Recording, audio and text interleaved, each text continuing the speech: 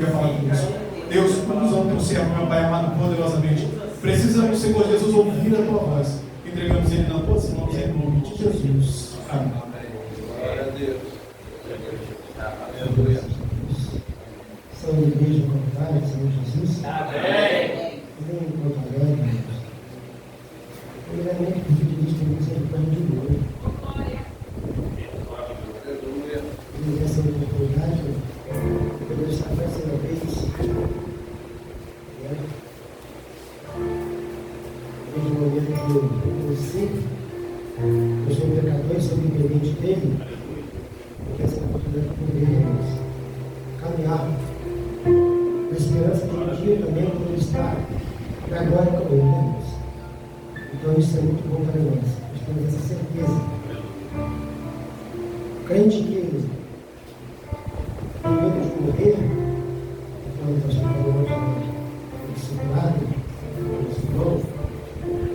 ele precisa fazer a reconstrução. O que ele está fazendo? Para quem ele está servindo? Eu estou o maior é aquele que nos prometeu vida eterna. Nós devemos ter ser levado individualmente. Saber que ele não marcou o dia nem a hora, irmãos. Pode ser a qualquer momento. Abrir e fechar de olho. Se alguém mesmo vai dizer que vai começar a arrebatamento. Amém? Abra suas Bíblias, já tem que entregar. Senão já tem nada, irmãos. Segundo escreveu o apóstolo Tiago, capítulo 4, versículo, os dois, três versículos, primeiro, segundo, terceiro, meus irmãos, só acompanhem. Aleluia. Aleluia. Segundo escreveu o apóstolo Tiago, esse Cristo universal, quando vai dizer, no título, devemos resistir às paixões. De onde vêm as guerras e pelejas entre vós? Porventura, não me diz-me, a saber, os vossos tenentes pelos vossos membros guerreiros? Cobiçais nada tendes, sois invejosos e cobiçosos e não podeis alcançar. Combateis e guerreais e nada tendes, porque não pedis. Pedis e não recebeis, porque pedis mal, para não gastardes em vossos deleites. Amém? Vamos aos pés. Glória a Deus. Oh, Deus amado. Irmãos, é um tema muito forte. É um tema que fala, irmãos, conosco, que nos exorta, irmãos. É um tema que quem ouve uma mensagem, quem lê esse tema, quem entende, ele só anda errado, ele só se desvia por se ele quiser, irmãos. Aquilo é muito fácil de ler. Quem era Tiago, irmãos? A Bíblia vai dizer que ele era filho de Zebedeu. Sua mãe chamava-se Salomé, irmão de João. Tiago, junto do seu irmão João, foram a segunda dupla a ser chamada pelo Senhor Jesus Cristo para ser seu discípulo, para caminhar com Jesus. Primeiro o Senhor chamou Pedro e André. Agora, chegando mais adiante, ele vai ver o barco de Zebedeu, um homem de grande influência, ali naquelas cercanias da Galileia, pescador, irmãos. Tinha ao seu serviço muitos empregados. Por isso, talvez ele não tenha se importado muito quando o Senhor chamou, né, Tiago e João para poderem se tornar discípulos dele e também se tornar pescadores de homens.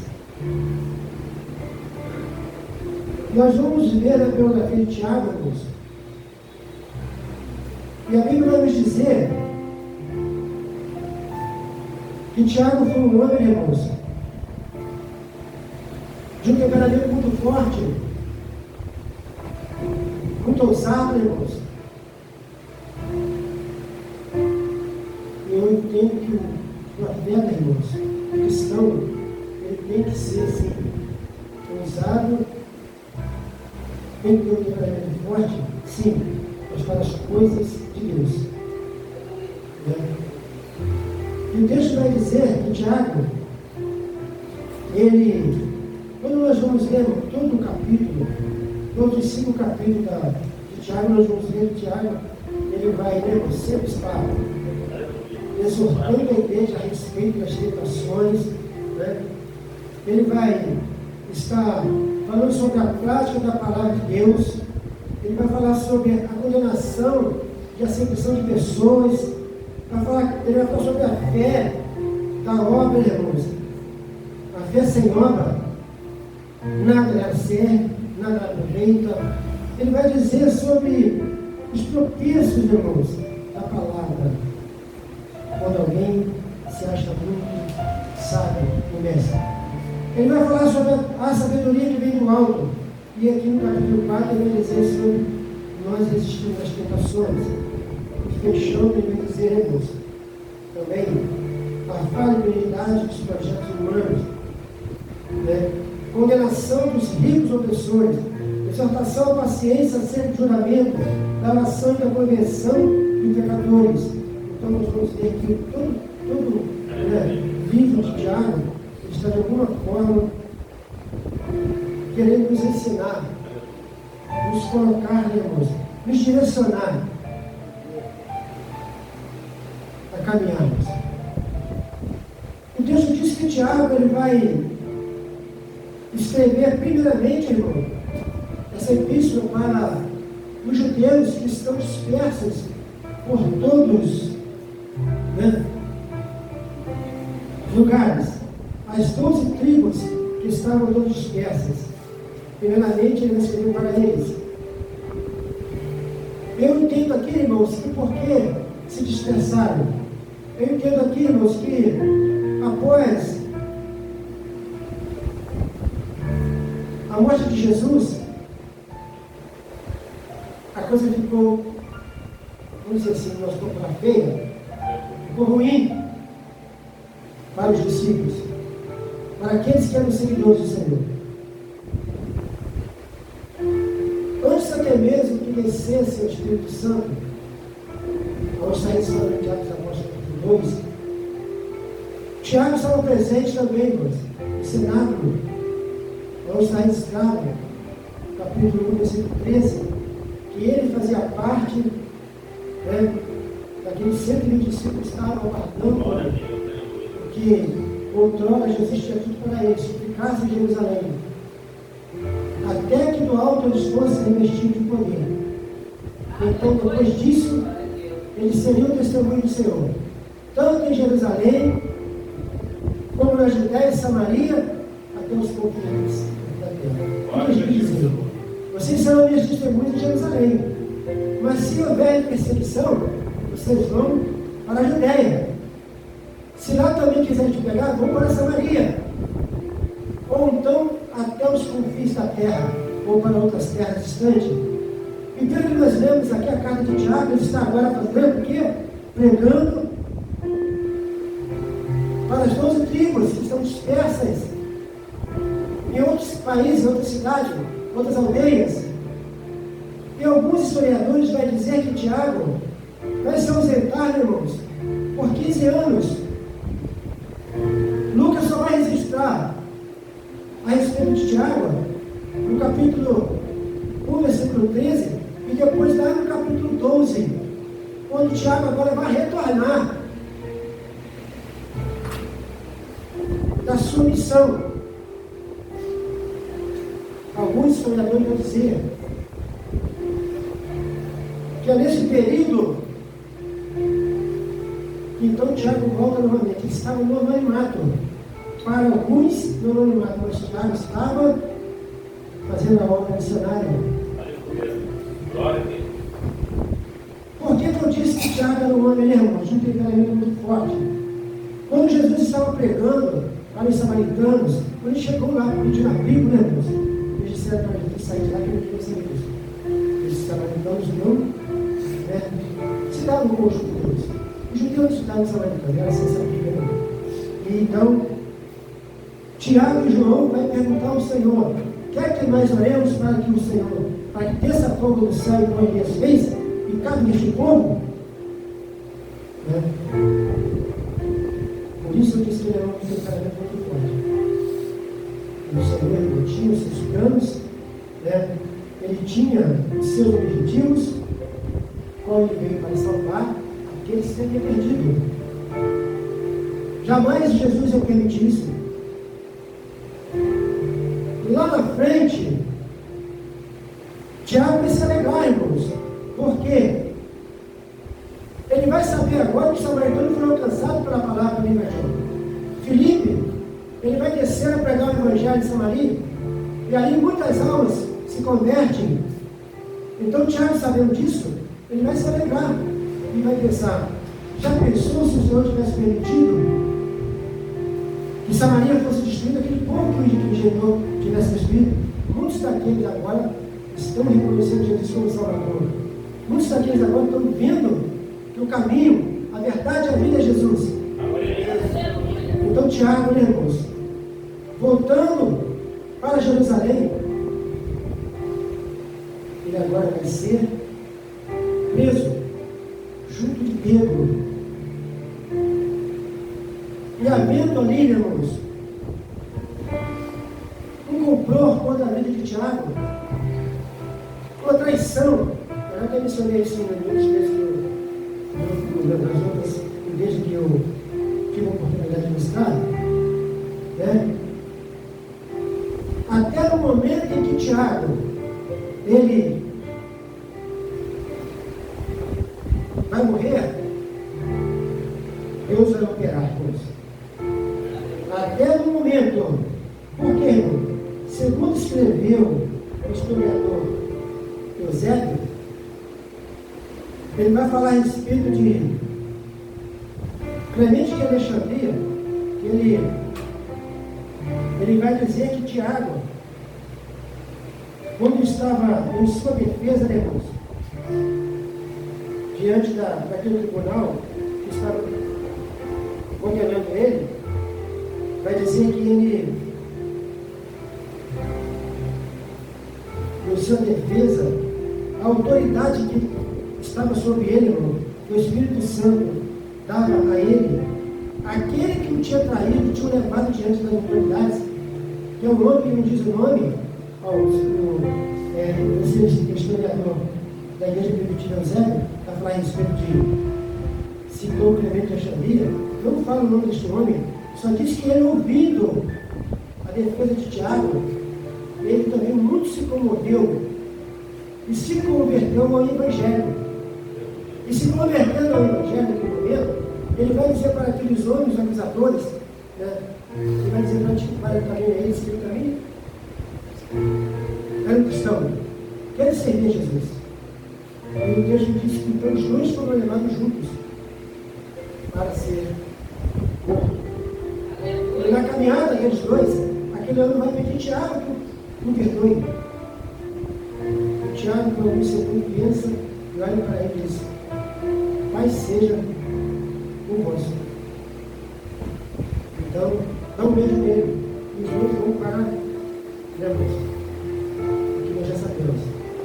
A Bíblia diz que Tiago foi decapitado. Vamos falar sobre este homem. Por quê, irmãos? Algumas coisas que a Bíblia não diz, né? Porque Tiago aqui vai dizer que ele foi decapitado.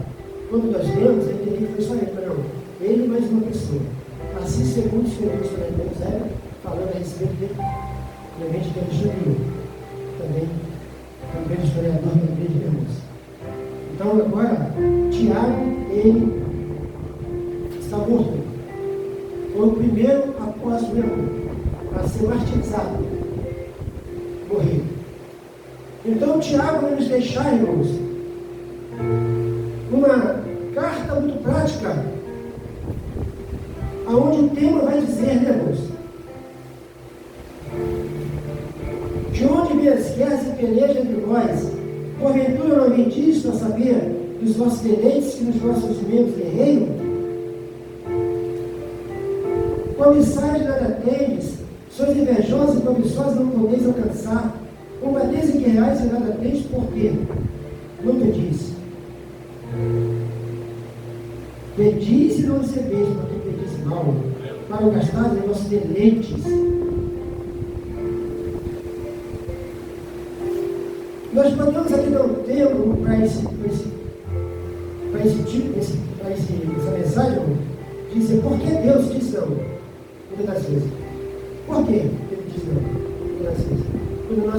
Quando nós oramos, às vezes nós queremos ver Deus dizer sim, Ele diz não. Por que, irmão? Muitos cristãos se sentem frustrados, porque suas orações parecem não passar do teto. Quando eu vejo as minhas pessoas, eu orei tantos anos, e não alcancei a bênção ainda, eu fico pensando, irmão, por que isso? Elias, quando orou, esse encontro foi na hora. Eliseu, quando orou, para que o Senhor abrisse os olhos do teu servo, foi na hora. Mas por quê? Isso. Porque eram homens, irmãos, que andavam com Deus. Eram homens tementes. Homens que tinham uma vida de santidade. Uma vida de um relacionamento com Deus. Moisés tinha uma intimidade tão grande com Deus, irmão, e ele era usado. Quando o Senhor falou para Moisés, eu não aguento mais acompanhar esse povo, você vai sozinho com eles, eu não vou mais, senão eu vou matar eles.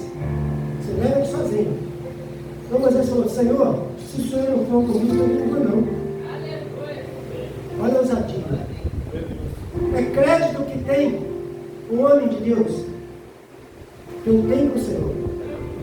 Eu me lembro quando eu já contei isso aqui, vou falar novamente, talvez vocês não tenham ouvido falar, que testemunho vão sempre contar uma edificação para nossas vidas, da igreja. Quando eu voltei para os caminhos do Senhor, que me reconciliei pela misericórdia, assim o Senhor me deu essa oportunidade, porque eu poderia ter morrido antes, quando eu sofri um acidente, eu caí na ponte de Niterói, de moto, e ali eu quebrei 2 dedos da mão, eu fiquei com o dedo ralado.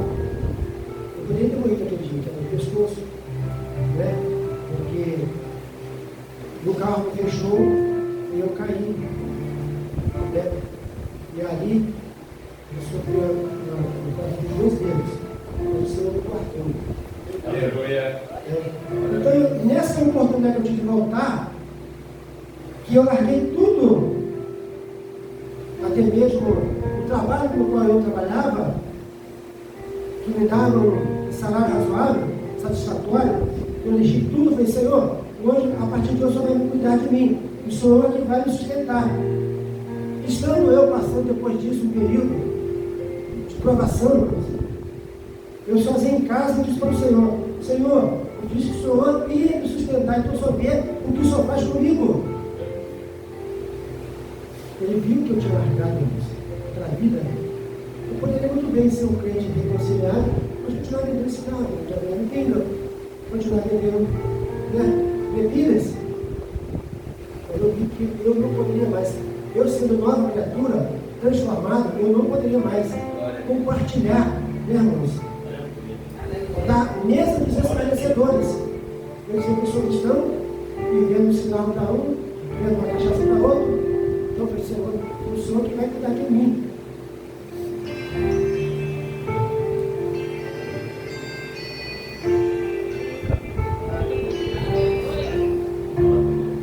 Então, irmãos, eu falei, o Senhor vai cuidar de mim.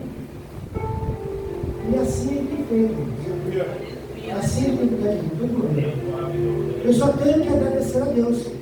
Eu só tenho que dizer que ele é bom, e é mesmo. Ele é maravilhoso. Eu tenho meus momentos de luta? Tenho. Todos nós temos as nossas provações. Todos nós temos o nosso limite, que nós somos ser humano.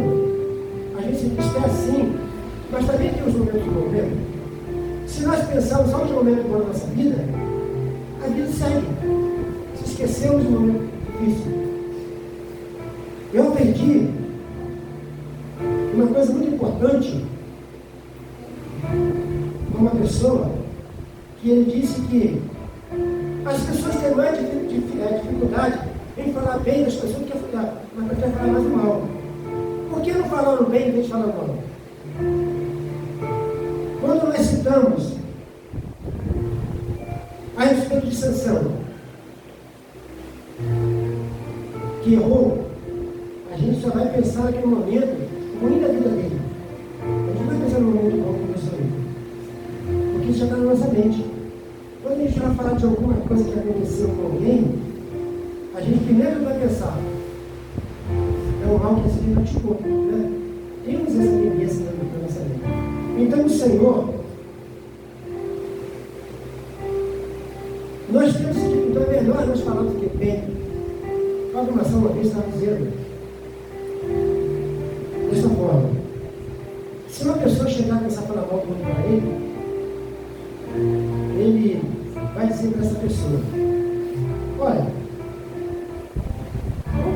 vamos falar para esta pessoa, dessa pessoa, o que ele fez de bom? Porque é muito difícil, irmãos. É muito difícil a gente falar bem das pessoas. Então, esse texto de Tiago, ele vai nos ensinar. Ele vai nos ensinar porque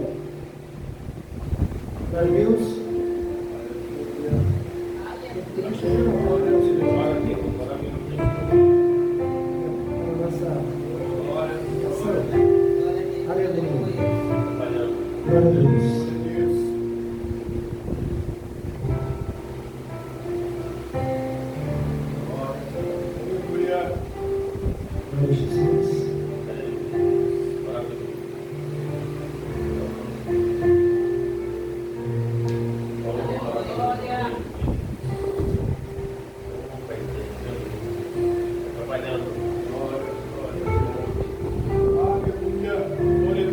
porque nós,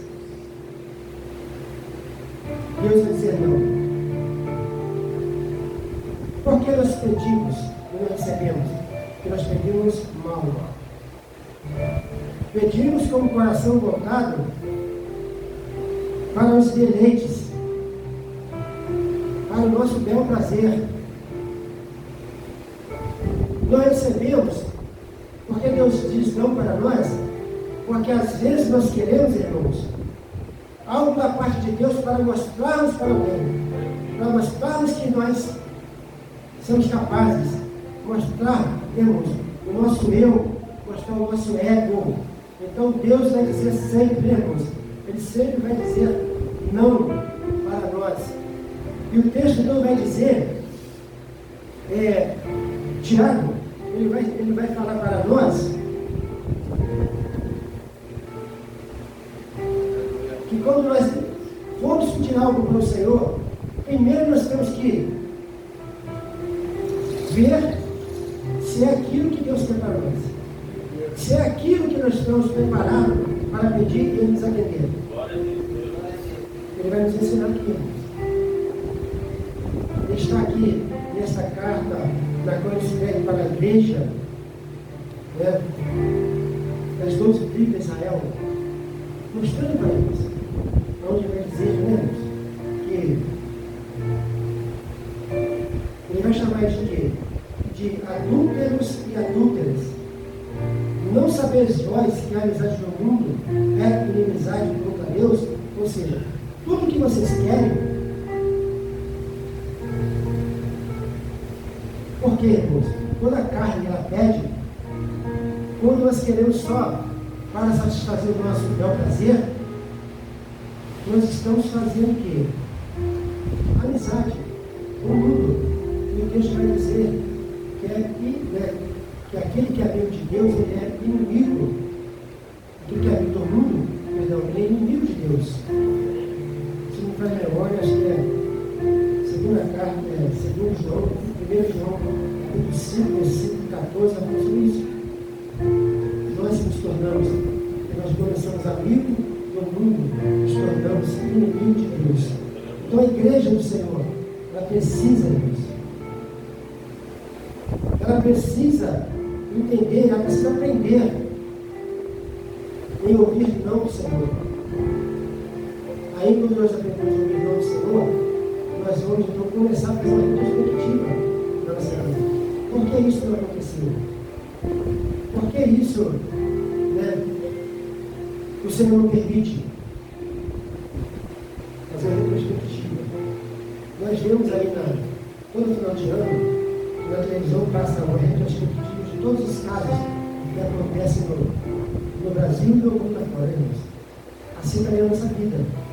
Todos os dias devemos fazer uma retrospectiva da nossa vida. E nós já fizemos para trás o que foi agradável, o que glorificou o nome do Senhor na nossa vida e o que não foi. Quando nós fazemos essa retrospectiva, a gente vai então começar a observar e perceber o que é melhor para nós. Amém. Glória a Deus. Nós vamos perceber na vida de Davi, irmãos, quando ele pecou, né? Eu deixo eu conhecer todo mundo, quando ele pecou, porque o profeta Natan foi até mesmo a ele e falou com ele a respeito, né, irmãos, de uma ovelhinha de um Senhor.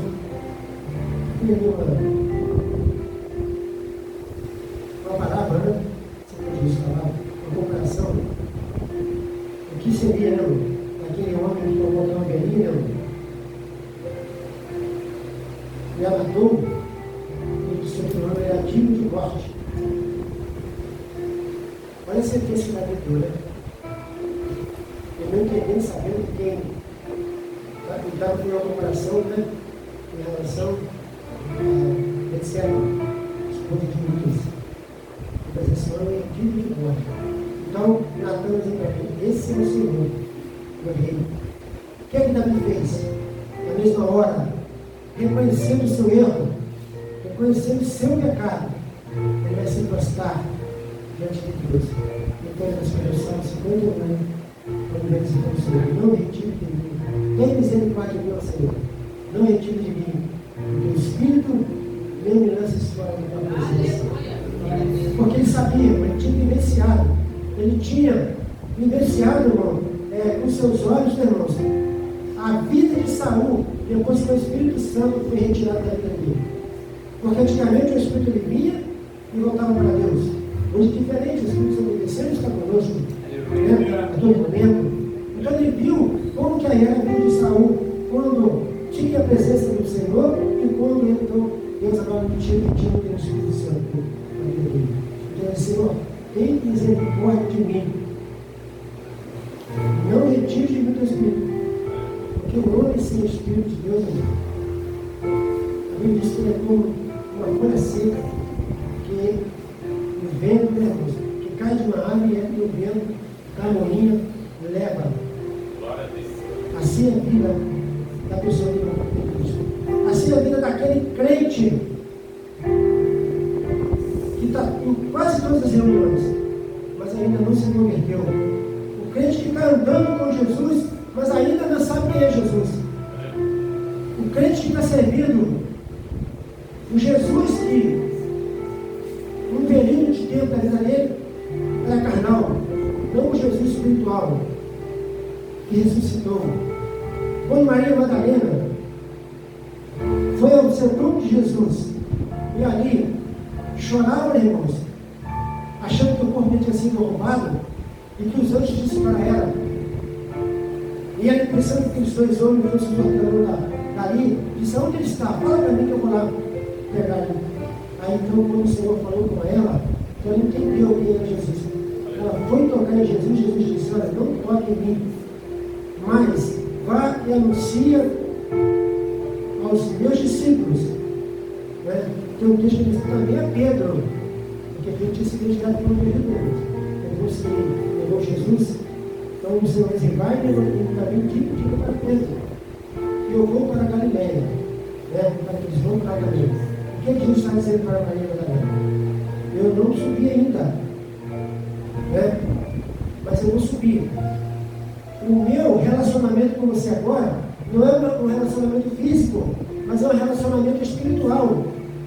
Então ela entendeu que ela agora precisava fazer o quê? A missão. E alguns historiadores dizem que ela foi a apóstola dos apóstolos. É ela que levou as boas novas para os discípulos do Senhor Jesus. Então é assim que a igreja tem que ser. É assim que a igreja tem que caminhar. Não seguindo Jesus, que vai satisfazer somente nosso ego. Nós seguimos Jesus e vai nos levar para o céu. No caminho de Emaús, depois de 5 começando, recebemos Jesus. Recebemos aquilo que foi explicado. Se nada é amor, nossa Deus. Todos esperando o que ia acontecer. Os próprios, o sumo sacerdote e aqueles que condenaram Jesus estavam ansiosos para saber o que ia acontecer. E inventaram toda a história, que o próprio tinha sido roubado. Pagaram até os soldados para mentir.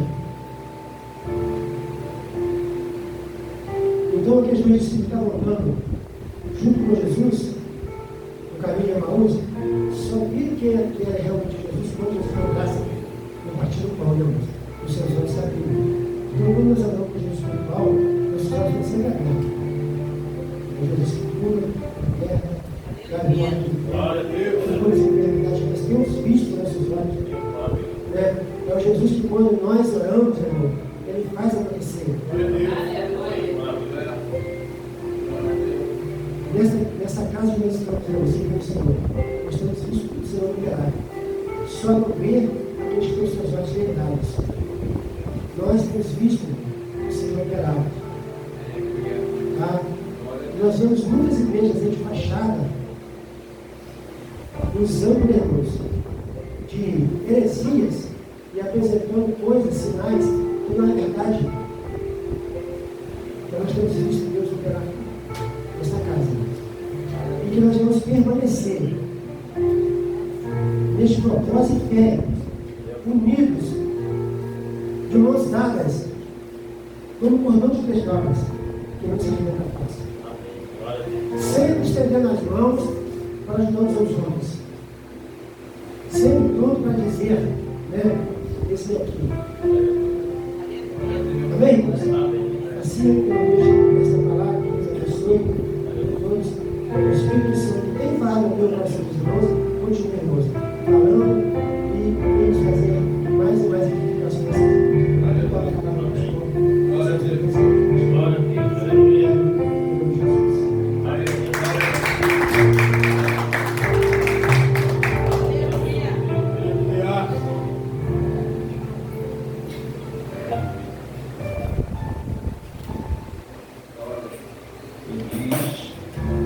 Não recebeis pelo pedido mal para satisfazer vossas próprias concupiscências, vossos próprios desejos.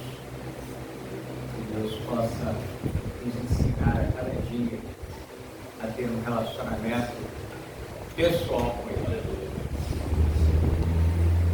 No primeiro instante, no verso número 2, ele diz que não recebemos porque não pedimos.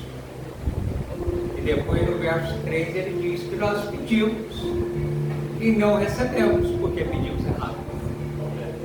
Não tem aqui uma fala contraditória.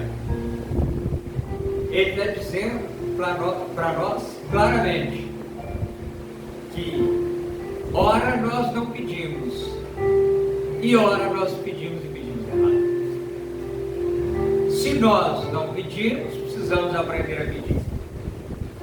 E aprender a pedir da forma correta. Porque o próprio Senhor Jesus vai estar dizendo: tudo que me pedires com fé, recebereis. Isso se tiver aparelhado, alinhado, como foi apresentado para nós naquele vídeo tão bonito que nós postamos no dia de hoje, que um colaborador de excelência preparou para nós. Precisamos, amados, aprender a andar da forma correta. E aí nós vamos tudo aquilo que nós pedimos. Tá bom? Nós estamos chegando no final do nosso culto. Sou grato a Deus pela vida de cada um. Muito obrigado ao pastor Walter e a cada um que tem sido boca de Deus aqui. Fiquemos bem atentos.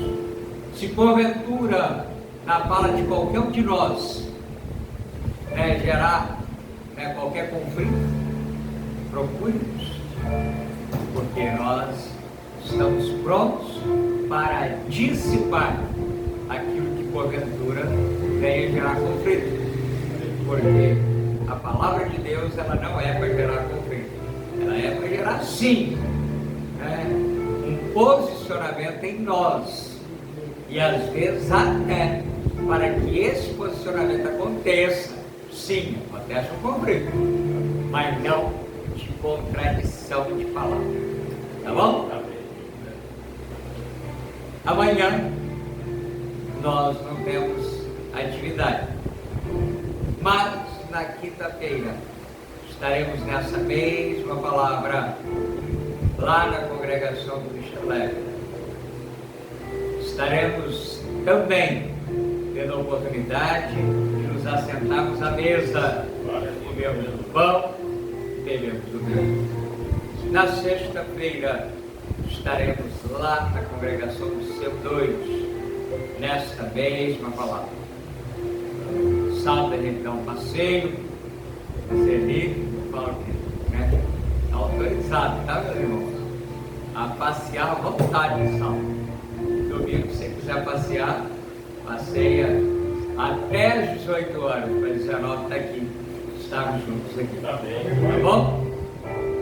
Lógico, né, querido? A gente não é intransigente, né? Se o passeio for para longe, avisa pra gente. Ó, tô indo lá, na casa da mamãe, na casa do papai, na casa do irmão, enfim, não sei, né? E a gente fica sabendo, e aí a gente não faz nenhuma cobrança. É quando ele chegar, eu, né?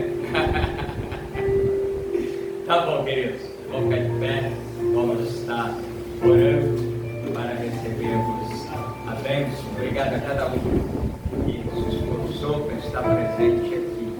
Tem chovido bastante, não vamos reclamar da chuva, vamos agradecer a Deus, porque Ele está irrigando a terra, porque é tempo de semear.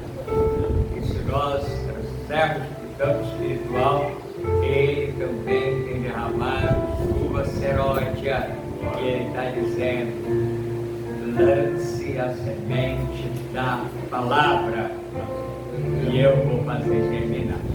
Tá bom? Agora para ele ficar aqui. Oremos. Deus, eterno Pai, em nome do Senhor Jesus, damos graças a Ti, Senhor, pela Tua palavra, damos graças a Ti, Senhor, pela oportunidade, Deus querido, de estarmos aqui para ouvir a palavra. Senhor, que não sejamos somente ouvintes, mas também praticantes da Tua palavra, Deus, Senhor. Que nós aprendemos aqui nessa noite que possamos glorificar. Deus, eu quero entregar os Teus filhos nas Tuas mãos. Dê-me paz e segurança, Senhor, da livramento, Pai amado, nessas estradas.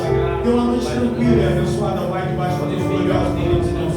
Fortalece a cada um dos Teus filhos. É nós te pedimos em nome de Jesus. Amém. Olha a tua mãozinha em forma de ponte, receba a bênção. Que a graça de nosso Senhor e Salvador Jesus Cristo, do amor de Deus Pai, das doces consolações do Espírito Santo, esteja sobre a vida de cada um. E todos juntos digamos: amém. Eu, você, nós, tomando posse da vitória, em nome de Jesus, as palmas do Espírito Santo. Está encerrado o culto, as crianças.